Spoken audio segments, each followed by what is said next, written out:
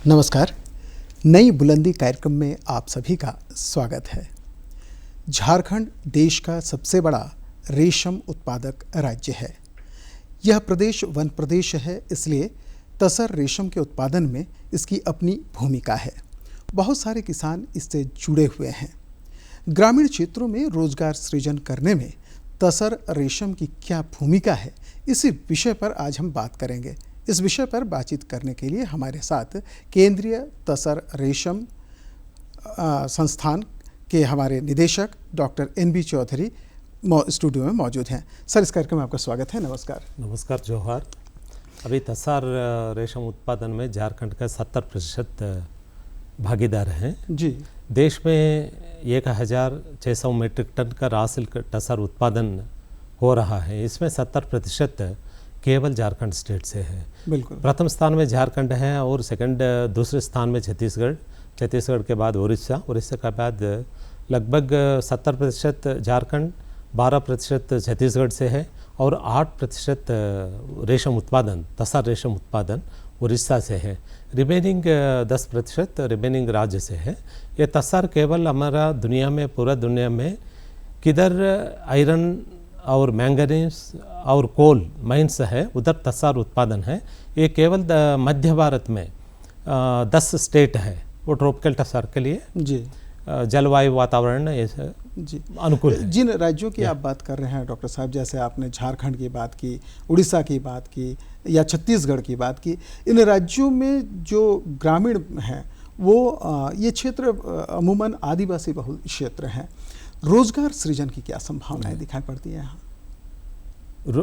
ग्रामीण आदिवासी और लोग के लिए रोजगार सृजन में तसर का भूमिका बहुत महत्वपूर्ण है, क्योंकि जो ग्रामीण लोग जो जंगल से जुड़े हुए लोग के और दूसरा कोई ये रोजगार का योजना नहीं है, उसीलिए ये लोग क्या करना, परंपरा से ये लोग तसर को तो ये कलेक्शन सिस्टम में कर रहा है।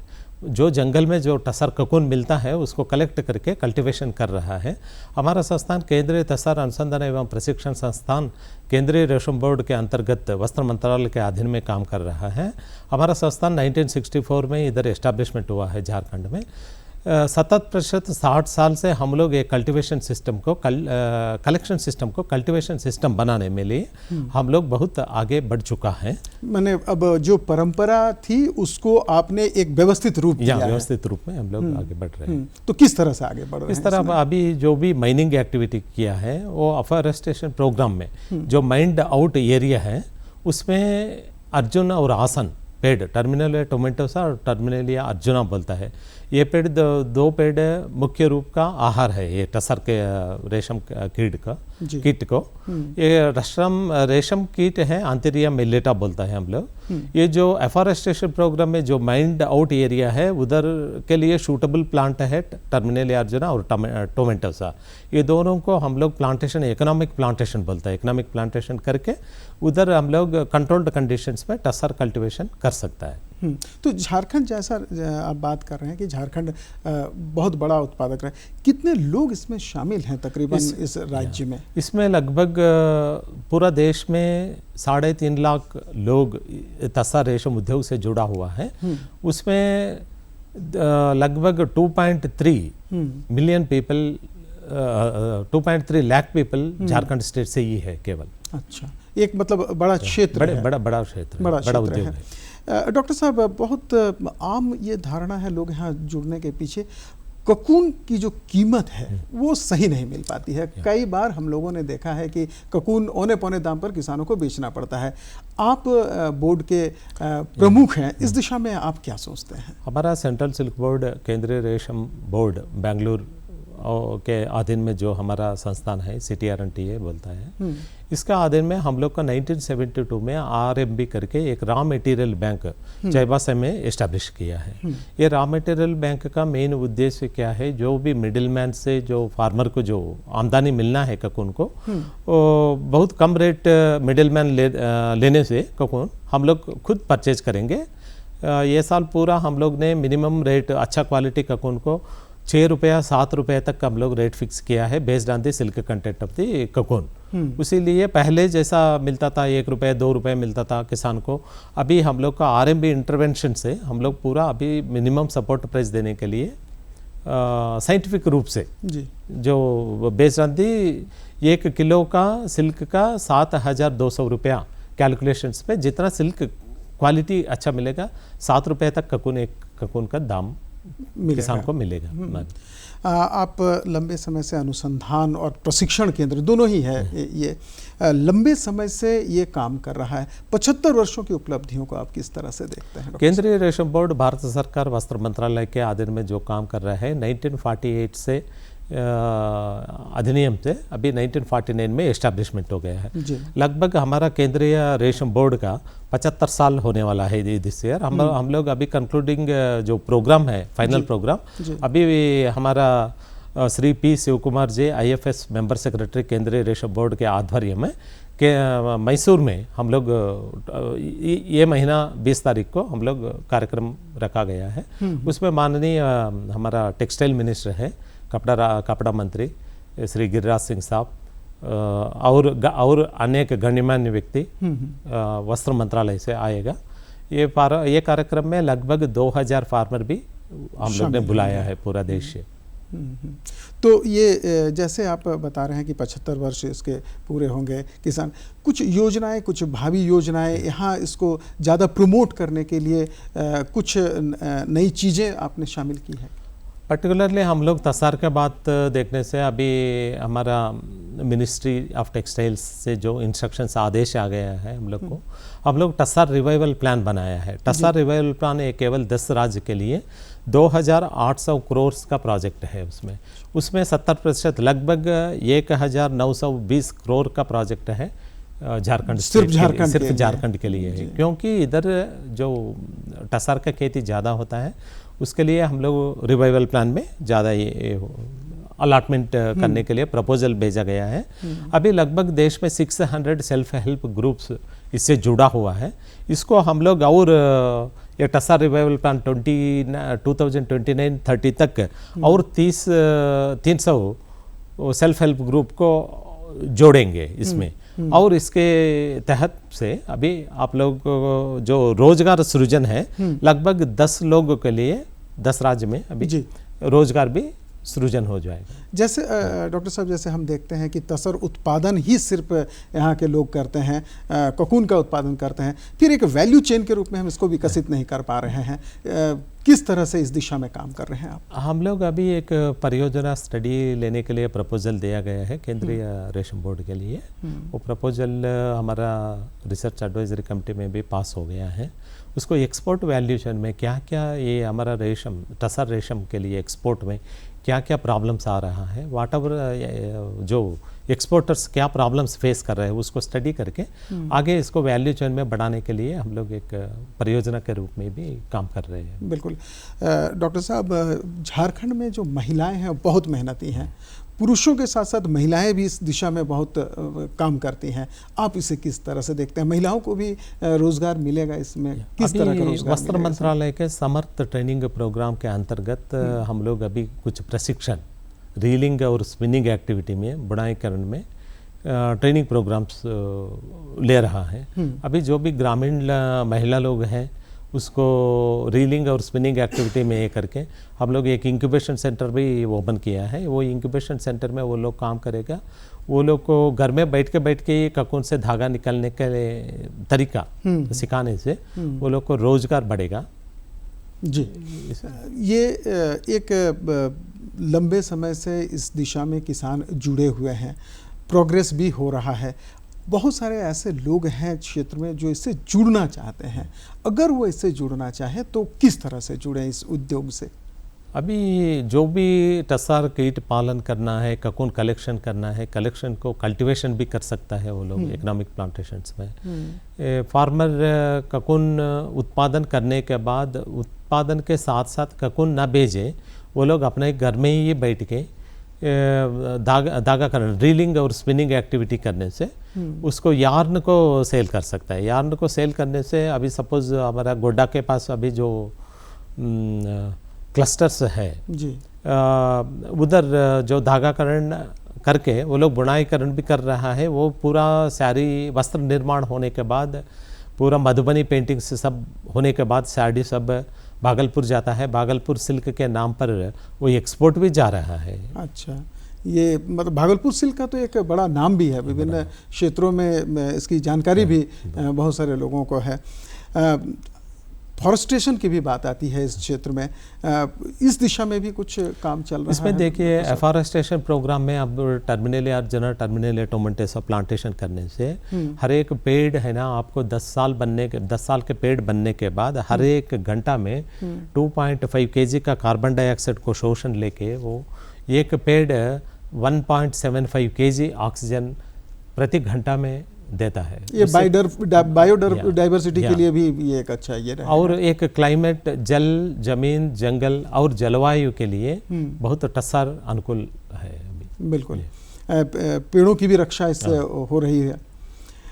डॉक्टर साहब, तसर से जो लोग जुड़ रहे हैं उनकी आर्थिक स्थिति में कितना परिवर्तन हुआ है? जैसे आप शुरू में आप बताएं कि इसे जस्ट ककून को लोग कलेक्ट करते थे, फिर कल्टीवेशन पे आए, कितना अंतर आ रहा है लोगों के जीवन में? कुछ ऐसे किसान जिनका जीवन में बदलाव आया या जो इससे जुड़कर अपनी आर्थिक स्थिति को बेहतर किए हैं, कुछ ऐसे? अभी पूरा आपको 70% देश का उत्पादन झारखंड से जो हो रहा है, ये 70% में लगभग 40% चैबासा एरिया में सरंडा जंगल से होता है और 40% आपको डुमका एरिया में संताल परगना का रीजन में होता है और 20% आपको पलामू रीजन से होता है। जो फार्मर लगभग आपको कुर्जुली एरिया में लोग जो जंगल में जो बस रहा है वो लोग के लिए और दूसरा ऑप्शन ही नहीं है लाइवलीहुड के लिए। ये लोग जो कल्टीवेशन करके इसको और कलेक्शन करते हुए एक ककून के लिए लगभग एक साल में 50,000 से 1,30,000 1,40,000 तक फार्मर्स 40 दिन में और 45 डेज में मिला है। ऐसा ही एक फार्मर को भी हम लोग लास्ट ईयर एक एग्रीकल्चर मिनिस्टर से एक फंक्शन में हम लोग फेलिसिटेशन करवाया गया था इसको। मतलब किसान इस क्षेत्र में आगे बढ़ रहे हैं, बहुत वर्षों से जो हम देख रहे हैं इस क्षेत्र में जो ये कर रहे हैं। बहुत सारे ऐसे किसान हैं जो अनुसंधानों से वंचित रह जाते हैं, प्रशिक्षण से वंचित रह जाते हैं, तो वो किस तरह से आपसे जुड़े कि वो प्रशिक्षण ले सकें, उन अनुसंधानों का लाभ उन ग्रामीण क्षेत्रों तक पहुँचे जहाँ तक उनको पहुँचना चाहिए? हमारा संस्थान केंद्रीय तस्सार अनुसंधान एवं प्रशिक्षण संस्थान में हम लोग ट्रेनिंग भी देता है, फार्मर्स को भी ट्रेनिंग देता है। इसके अलावा रिस्पेक्टिव स्टेट डिपार्टमेंट ऑफिशियल्स को भी ट्रेनिंग देता है। पूरा 10 राज्य से जो भी स्टेट एम्प्लॉयज़ है, न्यूली रिक्रूटेड एम्प्लॉयज़ है, वो लोग को प्रशिक्षण कार्यक्रम अभी भी चल रहा है हमारा इंस्टीट्यूट में। इसके अलावा जो भी फार्मर हमारे से जुड़ना है चाहता है उसको समर्थ ट्रेनिंग प्रोग्राम में पोस्ट ककून एक्टिविटीज़ में ट्रेनिंग देता है। उसके अलावा हम लोग का हमारा रीजनल रिसर्च सेरिकल्चर स्टेशन है डुमका में भी प्रशिक्षण देता है हम लोग, हमारा संस्थान में भी प्रशिक्षण देता है। और उड़ीसा के लिए regional sericulture research station Baripada में है, बारीपदा में ट्रेनिंग देता है। आंध्र प्रदेश के लिए तेलंगाना में एक सेंटर है, आंध्र प्रदेश और तेलंगाना के लिए वरंगल में रीजनल सेरिकल्चर रिसर्च स्टेशन है, उधर प्रशिक्षण देता है। ऐसा ही महाराष्ट्र में भी भंडारा में रीजनल सेरिकल्चर रिसर्च स्टेशन है। झारखंड में बहुत सारे आदिवासी बहुल क्षेत्र होने के कारण बहुत सारे किसान भाई इस बात से डरते हैं कि हम प्रशिक्षण कैसे लें।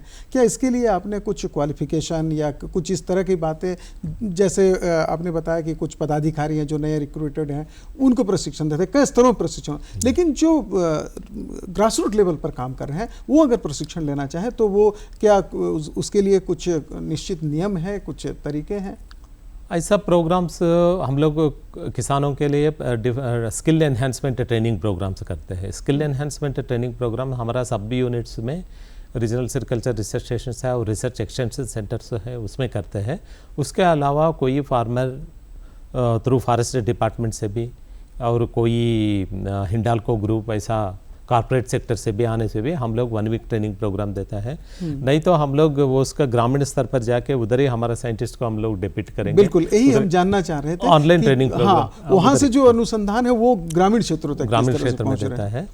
कोई और यूनिवर्सिटी वाला और एनजीओ ऑर्गेनाइजेशन के लिए ऑनलाइन ट्रेनिंग्स भी देता है, online and offline training programmes. ये कोई भी ले सकता है, कोई भी तकलीफ नहीं है किसी के लिए।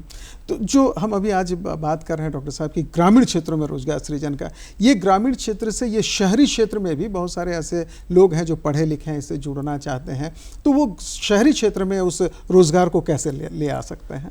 शहरी क्षेत्र में अभी कॉर्पोरेट सेक्टर CSR फंड्स के तहत जो माइंड आउट एरिया में ये प्लांटेशन करके, इकोनॉमिक प्लांटेशन बोलता है हम लोग उसको। इकोनॉमिक प्लांटेशंस में ना हम लोग कल्टिवेटेड सिस्टम अच्छा करके अच्छा उत्पादन ले सकता है, ताकि ये ककून को प्रोसेसिंग करना है, क्वालिटी धागा निकलना है। क्वालिटी धागा निकलने के बाद उसको बुनाई करना और प्रोडक्ट डाइवर्सिफिकेशन, ये सब करने से ना जो भी स्किल एनहांसमेंट होना है वो कार्मिक में, स्किल एनहांसमेंट के तहत एक प्रोडक्ट को अच्छा डाइवर्ट ये करने से एक्सपोर्ट वैल्यू बढ़ेगा जी इसको।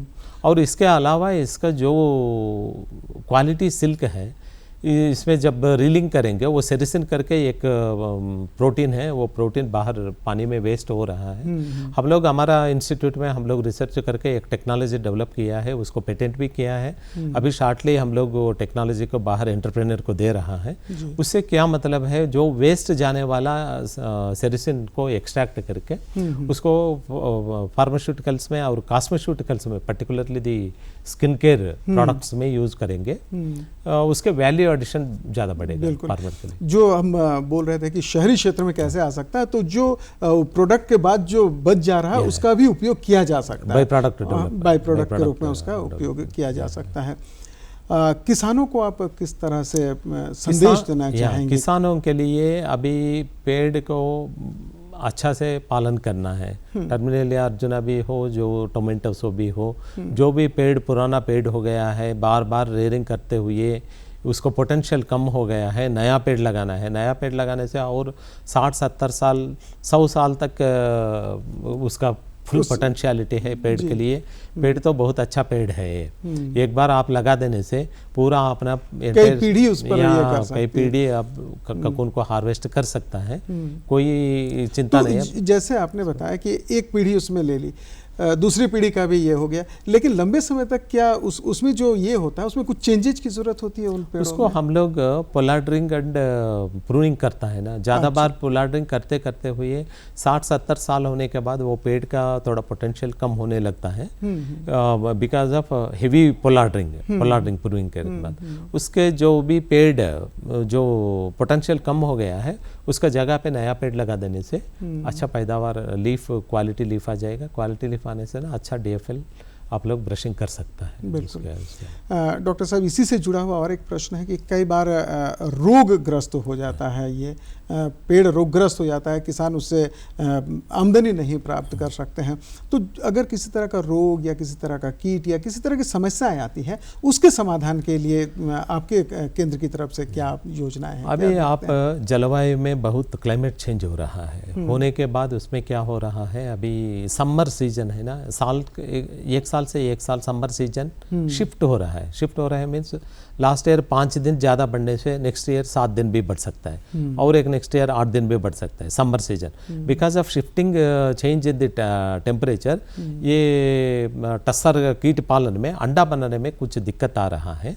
उसमें प्रॉब्लम क्या है, मेल पतंग है ना, जो कोसा हम लोग बीजागार में रखता है प्रिजर्वेशन, उसमें मेल पतंग इफेक्ट ज़्यादा हो रहा है क्लाइमेट चेंज के लिए। इसीलिए क्लाइमेट चेंज को हम लोग एड्रेस करने के लिए फार्मर्स को हम सुझाव दे देंगे, जो भी ब्रशिंग शेड्यूल है ना, ब्रशिंग शेड्यूल भी 7 दिन 5 दिन डिफर करके क्लाइमेट चेंजिंग के अनुसार हम लोग भी क्लाइमेट का रिवर्स एस्पेक्ट में टैकलिंग करके अच्छा ककून लेने के दिशा में काम कर रहे हैं। वो जलवायु परिवर्तन महत्वपूर्ण कारक है। हाँ, इसमें जलवायु परिवर्तन, अगर जलवायु परिवर्तन हो रहा है तो उस हिसाब से आप उसके लिए इसकी तैयारी करें। तो ये जानकारियां वहां तक कैसे पहुंचेंगी? ब्रशिंग शेड्यूल हम लोग डिफर करने के लिए एक परियोजना भी लिया है सभी ये टसर प्रोड्यूसिंग स्टेट्स में।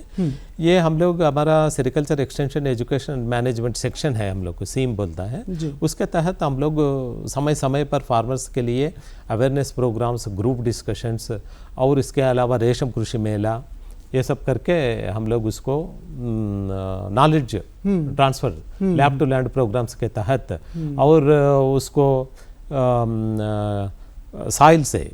साइल से सिल्क तक, कीड़ों से कपड़े तक क्या क्या जानकारी चाहिए, क्या क्या टेक्निकल नॉलेज चाहिए, उसको इम्पार्ट करने में लिए हमारा संस्थान और हमारे संस्थान के अधीन में जो लगभग 11 सेंटर्स फंक्शनिंग है, उसके तहत हम लोग फील्ड में जा रहा है। इसके अलावा हमारा रेस्पेक्टिव स्टेट डिपार्टमेंट्स है, स्टेट डिपार्टमेंट्स के फंक्शनरीज फील्ड में जाके फार्मर्स को समय समय पर टेक्नोलॉजी को ट्रांसफ़र करने में हम लोग मदद कर रहे हैं। बिल्कुल, आपने एक आंकड़ा बताया कि बहुत सारा खर्च इसमें हो रहा है और बहुत सारा खर्च किया जाएगा, योजनाएं बहुत बन रही है। भविष्य कैसा देखते हैं आप इसका? भविष्य के लिए जो ये टसर रिवाइवल प्लान आने से एक बार अभी मिनिस्ट्री में एक्टिव कंसिडरेशन में है। टसर रिवाइवल प्लान आने से सभी स्टेट रेस्पेक्टिव स्टेट डिपार्टमेंट्स अपने जो एम्प्लॉइज़ थोड़ा कम है, शॉर्टेज ऑफ एम्प्लॉइज़ है, उसको रिक्रूट करने के बाद जो फील्ड में जो नया टेक्नोलॉजीज डेवलप किया गया हम लोग उसको थ्रू रेस्पेक्टिव स्टेट डिपार्टमेंट्स के माध्यम से फील्ड लेवल तक जाने से उसको इम्प्लीमेंटेशन करेंगे, ताकि हम लोग आने वाले दिन में 2029-30 के लिए हम लोग 4000 मेट्रिक टन राई सिल्क प्रोडक्शन के लिए टसर। तो हम ये मान सकते हैं कि 2029-30 तक एक बड़ा परिवर्तन हमको दिखाई पड़ेगा। परिवर्तन जरूर आएगा, जरूर इसमें आना ही है, आने से अच्छा ही है, क्योंकि जंगल का जो रोजगार के लिए सृजन करने में तो टसर का बहुत योगदान है, बहुत योगदान। इसमें और एक महत्वपूर्ण चीज़ है, जैसा कि आपने बताया कि रोजगार सृजन ग्रामीण क्षेत्र में जो पढ़े लिखे नहीं हैं उनके लिए, जो महिलाएं हैं उनके लिए, जो पढ़े लिखे हैं वो भी इसके जो बाई प्रोडक्ट है उससे लाभ उठा सकते हैं। कई लोग शोरूम खोल के भी ये प्राप्त कर सकते हैं। कई तरह की बातें हो सकते हैं। इसके अलावा भी आपको क्या लगता है कि भविष्य में जो अब योजनाएं आप तैयार कर रहे हैं, भविष्य में जो बातें हो रही है, एक झारखंड को एक नई दिशा मिलेगी इसमें? इसके अलावा हम लोग जो भी है डाबा बायोवोल्टिन एंड डाबा ट्राइवोल्टिन्स को हम लोग कल्टिवेट कर रहा है। हमारा झारखंड क्षेत्र में तो डाबा बायोवोल्टिन से कल्टिवेशन हम लोग रेकमेंड किया गया है, और दूसरा राज्य में डाबा बायोवोल्टिन के अलावा डाबा ट्राइवोल्टिन भी है। ट्राइवोल्टिन मीन्स वो साल में 3 बार फसल ले सकता है। अच्छा। बायोवोल्टिन मीन्स साल में 2 ही बार फसल ले सकता है। और ये टसर का जो सिल्क के लिए एक अच्छा क्वालिटी क्या है, इसको फार्मास्यूटिकल इंडस्ट्री में और मेडिसिनल इंडस्ट्री में बहुत इसका इम्पोर्टेंस ज़्यादा है when compared to other silks. 5 types का सिल्क्स है हमारे देश में। एक है मलबरी सिल्क है, एक टसर सिल्क है, एक मूगा और एक येरी और एक टेम्परेट टसर बोलता है। ये टेम्परेट टसर है नॉर्थ ईस्ट इंडिया में और नॉर्थ वेस्ट इंडिया में होता है। तो झारखंड में मूल रूप से जो होता है ट्रॉपिकल टसर होता है, ये मूल रूप से पूरा दुनिया में किधर भी नहीं होता है जी। अच्छा। केवल ये 10 राज्य में ही होता है। पूरा देश में एक ही मात्र संस्थान है हमारा झारखंड में स्थित CTRNTA। तो एक्सपोर्ट की जो संभावनाएं हैं आगामी वर्षों में आप किस तरह से इसको आंकते हैं सर? एक्सपोर्ट के लिए, एक्सपोर्ट वैल्यू चेन के लिए जो प्रोजेक्ट हम लोग बनाया है, silk export promotion council of India से हम लोग बातचीत करेंगे। जो भी एक्सपोर्टर्स है अभी चाईबासा में और इधर छत्तीसगढ़ में और उड़ीसा में भी कुछ है और भागलपुर में है, जो एक्सपोर्टर्स का प्रॉब्लम क्या है, एक्सपोर्ट करने में क्या क्या दिक्कत है, और ये प्रोजेक्ट के तहत हम लोग स्टडी करके उसको जो पॉलिसी मेकर्स का डिसीजन इंटरफेरेंस किधर करने से और आगे अच्छा कर सकता है। जब एक्सपोर्ट वैल्यू बढ़ेगा, जो एक्सपोर्ट बनने से इंटरनेशनल डिमांड बढ़ेगा, उसको मनी ज़्यादा आ जाएगा, ताकि हमारा फार्मर्स के लिए और ज़्यादा मनी मिलने के लिए हम लोग प्रयास कर रहे हैं। जिसकी हम अभी बात कर रहे थे कि बहुत कम पैसा मिलता है, जिससे बहुत किसान आकर्षित नहीं हो पाते हैं, लेकिन अगर एक्सपोर्ट होगा तो उसकी कीमत बहुत ज़्यादा कीमत जरूर बढ़ेगी, जरूर बढ़ जाएगी। जरूर बढ़ने के लिए हम लोग कोशिश कर रहे हैं। झारखंड में जो किसान हैं उनके लिए जो संदेश आप देना चाहेंगे, क्या संदेश देना चाहेंगे? झारखंड किसान तसर रेशम उत्पादन में और कोसा कलेक्शंस में और बीजागार करने में वो लोग अच्छा नॉलेज है वो लोग के लिए। और अभी आजकल जो रिसेंट डेज में हम लोग जो टेक्नोलॉजीज डेवलप किया गया है उसको अडॉप्ट करना है, और अडॉप्ट करके जो पेड़ पौधे में और कीट पालन में जो भी रोग आ रहा है नियंत्रण ठीक साइंटिफिक वे में करके उत्पादन करने से ना वो धागा करंट जो क्वालिटी ऑफ ककून्स इंप्रूव हो जाएगा। जब quality of the cocoons increase हो जाएगा, धागा का शाइनिंग लस्टर जो बोलता है सिल्क का, वो लस्टर ज़्यादा हो जाएगा, उसको आमदनी भी बढ़ेगा और क्वालिटी ऑफ प्रोडक्ट वस्त्र निर्माण जब करता है quality of product will be very good, so that they will get more money. तो झारखंड में जो पारंपरिक किसान हैं जो खेती बाड़ी करते हैं, झारखंड में सब्जी फसल भी काफ़ी उगाया जाता है और बहुत सारे किसान अन्य फसलें भी उगाते हैं, तो उसमें एक बड़ा परिवर्तन आपको दिखाई पड़ रहा है आगामी भविष्य में, कैसे आप देखते हैं इसको? अभी हम लोग टसर कीट पालन और पौधा जो लगाया है, हम लोग इसके साथ साथ हम लोग एग्रो फॉरेस्ट्री मॉडल्स भी रिकमेंड कर रहा है। अच्छा। अभी इसके साथ साथ टसर जो होस्ट प्लांट्स है, अर्जुन और आसन जो प्लांट्स है, और इसके अलावा अभी हम लोग रिसेंटली लाजिस्टोमिया स्पेशियोसा और एक प्लांट भी रिकमेंड किया है। ये जब प्लांटेशन करेंगे उसके साथ साथ एग्रो फॉरेस्ट्री मॉडल में जो भी फसल सब्जी करना है फार्मर उसके साथ भी कर सकता है, करके जो 3 साल 4 साल के बाद जो फसल मिलेगा नया प्लांटेशंस में, उसके बावजूद ये लोग एग्रो फॉरेस्ट्री मॉडल करने से आमदनी ज़्यादा कर सकता है। जी, मतलब एक साथ में दोनों क्रॉप कर सकता है, और साथ ही साथ ये एक साथ विकसित होंगे तो किसानों की आमदनी भी बढ़ेगी, आमदनी ज़्यादा बढ़ेगी। जितने भी हमारे दर्शक हैं जो इस वक्त इस कार्यक्रम को देख रहे हैं, उनके लिए एक अच्छी खबर ये है कि कई योजनाएं हैं तसर रेशम के क्षेत्र में।